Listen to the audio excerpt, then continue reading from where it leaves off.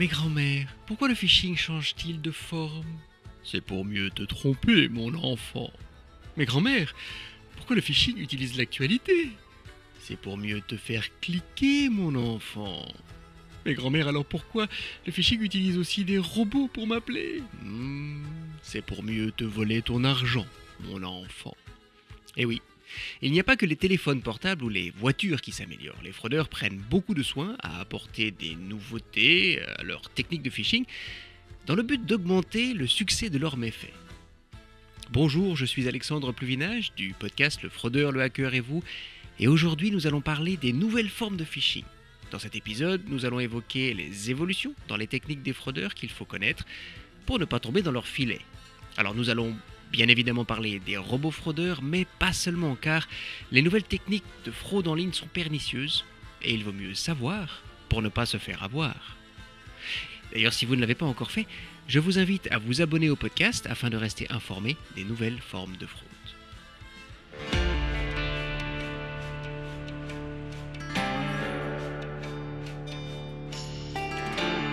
La première chose à laquelle il faut être prudent est le phishing par SMS. Nous en avons déjà parlé dans un précédent épisode de ce podcast en vous expliquant pourquoi ces messages par SMS, ils sont plus dangereux que les emails. D'ailleurs, si vous n'avez pas encore écouté cet épisode, je vous le recommande fortement. Il faut savoir qu'aujourd'hui, le phishing se passe le plus souvent par SMS, bien plus que par email d'ailleurs. Tout d'abord parce que si l'email peut rester plusieurs jours à attendre dans votre boîte mail, le SMS apparaît directement sur l'écran de veille de votre smartphone, souvent associé à une alerte sonore ou une vibration de l'appareil. Ce qui fait qu'on va cliquer plus vite, plus rapidement sur le lien dans le SMS que dans un email, souvent en prenant même moins le temps nécessaire pour détecter le caractère frauduleux du message qui, étant plus court, nous pousse à l'action et le plus souvent en contenant quelque chose d'alléchant ou voire carrément d'inquiétant. Par exemple, votre carte bancaire a été bloquée par sécurité. Oh mon Dieu! Vous avez droit à une aide financière Covid de 200 €. Ouh, génial! Un message vous attend. Tiens, je me demande ce que c'est. Et les exemples sont nombreux, en fait trop nombreux pour les citer tous, mais il y a une constante dans tous ces messages. Ils vous emmènent vers la page d'identification de votre banque. Donc s'il y a une chose à retenir ici, c'est finalement de ne jamais s'identifier sur le site de sa banque si l'on vient d'un SMS avec un lien cliquable. Dans l'immense majorité des cas, vous êtes sur un faux site bancaire. Et ce sont donc les fraudeurs qui vont récupérer vos codes d'accès à vos comptes bancaires et vous savez ce qu'ils vont faire avec. Donc d'une manière générale, soyez toujours prudent quand vous cliquez dans un lien, dans un SMS.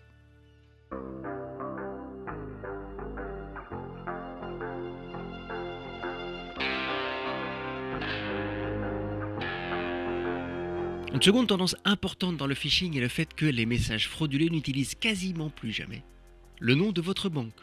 En fait, plus de 9 messages de phishing sur 10 utilisent un nom d'organisation ou de marque générique parce que cela va potentiellement tromper plus de personnes. Par exemple, un message d'une administration promettant une prime ou expliquant que l'on a oublié de payer une taxe, va toucher tout le monde. Alors que le message au nom d'une banque ne peut piéger que les clients de cette banque, c'est évident. Et c'est la même chose pour un message d'un service universel comme It's Me, CardStop, etc. Les fraudeurs savent qu'ils vont toucher plus de monde, enfin presque tout le monde, car nous sommes tous soumis à la situation du Covid, nous payons tous nos taxes, nous voulons tous, si possible, recevoir une prime. Et là encore, si les messages sont différents, ils ont la même constante. Les fraudeurs ont besoin que nous leur donnions accès à notre compte bancaire. Et donc, en cliquant sur le lien contenu dans le message, nous allons nous retrouver sur une page qui finalement est assez facile à reconnaître. C'est la page que moi j'appelle « Choisissez votre banque ». En fait, c'est une page dans laquelle toutes les banques du pays sont reprises avec leur logo et où l'on vous demande de choisir la vôtre avant de passer à l'étape suivante. Et vous imaginez là encore quelle est l'étape suivante, c'est pas nécessaire que je vous l'explique. Donc si vous recevez un message avec un lien, que ce soit un SMS, un message WhatsApp, un email et que le lien vous emmène vers une page où vous devez choisir votre banque, vous vous arrêtez tout de suite. Et pas de souci, vous n'avez pas encore partagé vos codes d'accès à vos comptes bancaires, donc il n'y a pas de risque que les fraudeurs y accèdent, si vous vous arrêtez là. Et je me répète, mais c'est quand même super important, retenez bien cette page internet où vous devez choisir votre banque. On la voit de plus en plus et finalement, c'est un moyen assez simple de repérer le phishing.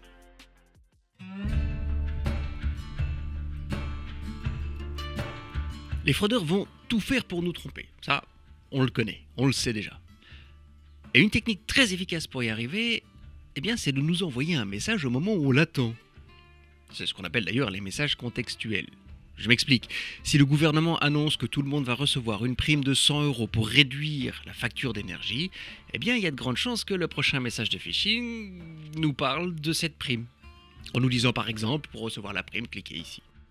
Si le gouvernement annonce une campagne sur la 3e vague de vaccination Covid qui va démarrer pour tout le monde, eh bien le phishing expliquera qu'en cliquant, on pourra savoir à quelle date on va recevoir notre vaccin. Et je vais vous dire, celle-là, moi je l'ai reçue juste après, 2 jours je pense, après l'annonce du gouvernement.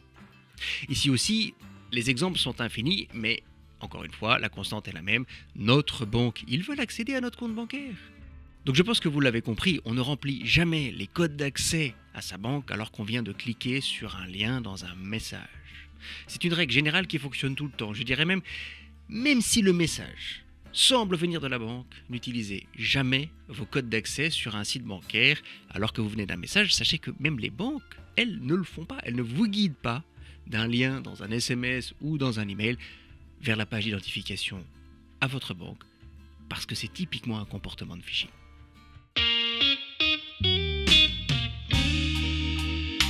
La dernière technique dont je voudrais parler dans cet épisode s'appelle les phishing bots ou les robots fraudeurs. Ce sont des robots qui appellent automatiquement sur votre téléphone en expliquant qu'il s'est peut-être passé quelque chose sur votre compte bancaire et que vous devez absolument réagir immédiatement.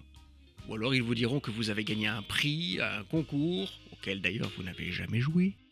Ces appels sont en forte augmentation malheureusement en ce moment et vous en avez peut-être même déjà entendu parler, voire vous en avez peut-être déjà reçu un.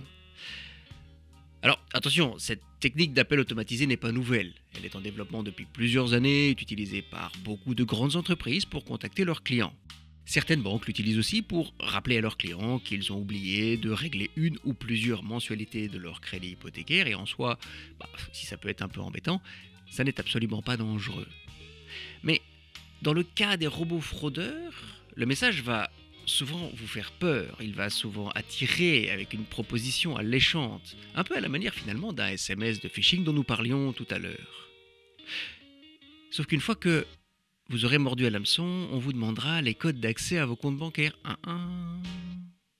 Et parfois, si vous avez réagi positivement au robot, on pourra même vous passer une vraie personne qui s'occupera de vider vos comptes bancaires.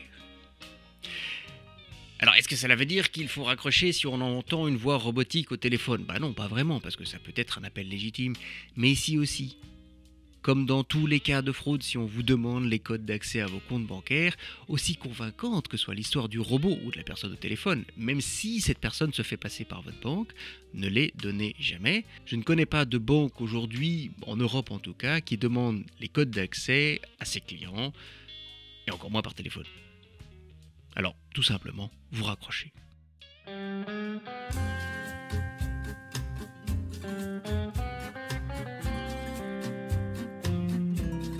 Maintenant que vous savez comment détecter ces nouvelles formes de phishing, je dirais, c'est à vous de jouer. En fait, c'est à nous de jouer. Les fraudeurs sont bien organisés et si nous voulons les battre, nous devons l'être aussi. Tout d'abord en rapportant tous les messages de phishing que nous détectons aux autorités, parce que cela aide à faire bloquer les sites de phishing et à alerter le reste de la population. Alors en Belgique, on peut rapporter les messages frauduleux à suspect@safeonweb.be, safeonweb s'écrivant en un seul mot. Et en France, on peut signaler les SMS et les appels suspects au 33 700. Donc transférer simplement le SMS au 33 700 pour alerter les autorités. Vous pouvez aussi promouvoir les épisodes du podcast Le Fraudeur, le Hacker et vous qui vous semblent importants avec vos amis et avec vos proches. Il y a certainement un bouton de partage dans l'application de podcast. En l'utilisant, vous aidez les autres et vous nous aidez nous aussi, bien évidemment, à promouvoir notre message vers le plus grand nombre. Alors, merci beaucoup pour votre aide.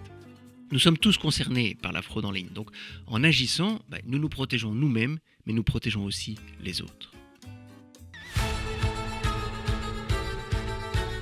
Je ne peux pas terminer cet épisode sans vous rappeler que si malgré tout vous deviez être victime de fraude en ligne, vous devez agir très vite.